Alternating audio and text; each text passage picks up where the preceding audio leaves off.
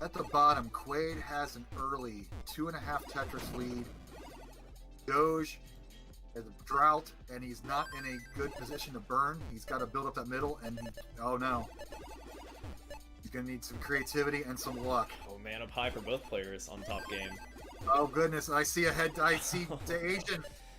The Asian's going to top out, and Scotto's going to take this game 1. And Doge is going to hang that square on the left, and he's got nowhere to put it, and Quaid's going to take game 1. What is happening in this group so far? Wow, this rocket today! this is, I don't know, man.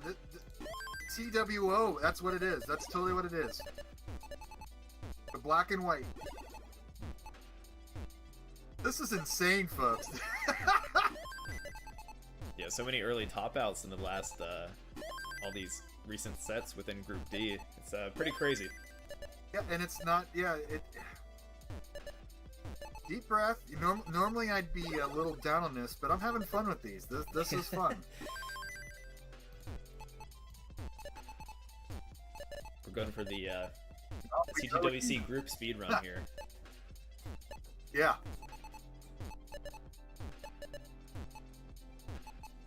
Off we go. Game 2.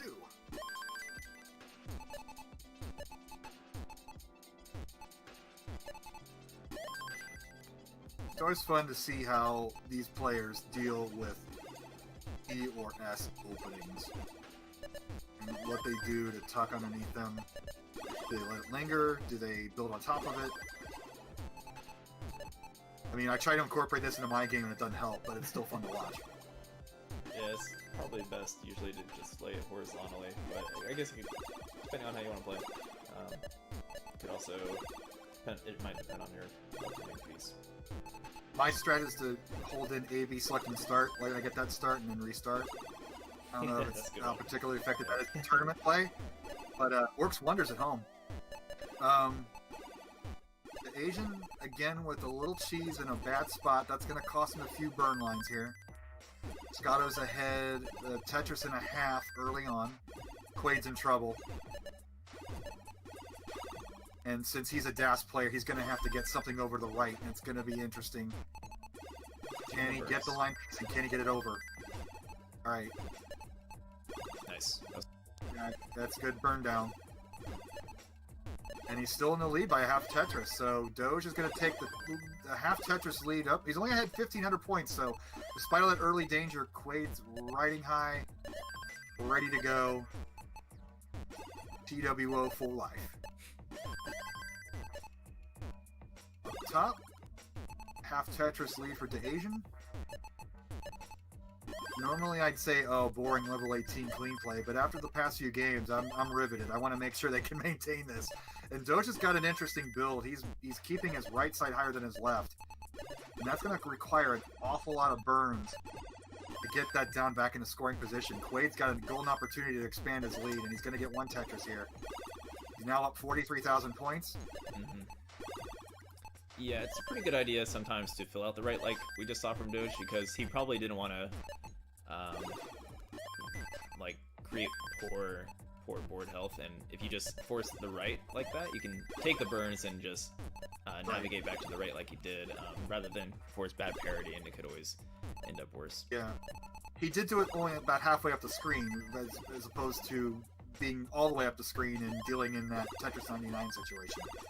The Asian got another tower in the middle, which is extremely dangerous. Not only because it's a chance for a quick top out with one misplacement, but it just forces you to instantly make a left or right decision with every piece, and that might not be the optimal decision how you decide that. And Scotto's got a weird Z on top of his well that's going to require a few burns. Early on down at the bottom, Quaid's ahead 17,000 points. He's going to build a column 1 Tetris here. Got the well going. Nice. And he's got it. And he's going to go for another one. Absolutely, he's going to do it. Yeah, column 1 off of the very bottom isn't so bad. And if you're, confident, and obviously Quaid seems confident building in any column, and you kind of understand what kind of burns you have to do, then yeah, it's a good move to keep that aggression up. And he's gonna get line bursted here and take the column 2 Tetris. Now, obviously, a column 2 or column 9 Tetris is very inefficient because it often requires you can only build out column 1 or 10 with another line piece, so you're wasting half your line pieces. But Quaid's like, shut up, Bidwell. Your PB is like 500,000, dude. Don't lecture me on my game. And that's why he made the finals back in 2015, and that's why he's ahead 1 match to nothing here, and he's ahead 30,000 points in this game too. Unconventional play. It doesn't. They all score the same, and a column 3 Tetris by Quaid. This vintage Quaid. I love it. I love watching this game. Maybe it's not the most efficient, but it's very, very fun to watch. The way he can transfer wells like that, calmly transfer wells like that. There's never seems to be a panic situation. Doge is playing 1 off the bottom. He's down by 14,000 points. 104. We're getting sort of close to transition here. Up top, Scotto has built a huge 60,000 point lead. It was 80,000 until Dacian got another Tetris. That's pretty substantial. 430 at 108 lines. That means Scotto's going to probably get a 500 plus transition, which means he is well on his way to 1,000,000 points if he plays this all the way out. Yeah, for sure. Dacian can definitely close this gap. I think he's a little more seasoned on this transition, but as we saw from Scotto, he was also warming up and could probably bring a pretty good post-transition to kill screen as well, so we'll see if Scotto can maintain that lead moving forward here. Alright, at the bottom, we have a neck-and-neck situation. 74-point lead for Quaid for just a moment there. Now Doge hung up that Z. That's an awful lot of work to burn down. He's going to have to uncover it and get an eyepiece to fill it in. Quaid has a golden opportunity to take the lead here. Transition as well. Nice Tetris for Doge. Gonna put him at about a 500k, well, just under that before the Tetris transition. And Quaid looking to transition, hopefully with the Tetris here. Getting droughted. He's a little high.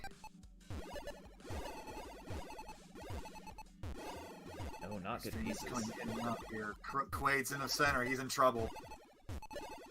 He's gonna top out at 445, and Doge takes game 2. Oh, there's the alarm. Yep, you've been droughted too much there, Beast and Shen. Yeah. We got 51-piece drought for Quaid. I just noticed that. That's why the fire alarm's going off in Beast and Shen's apartment, folks. Put that fire out with a line piece, will you?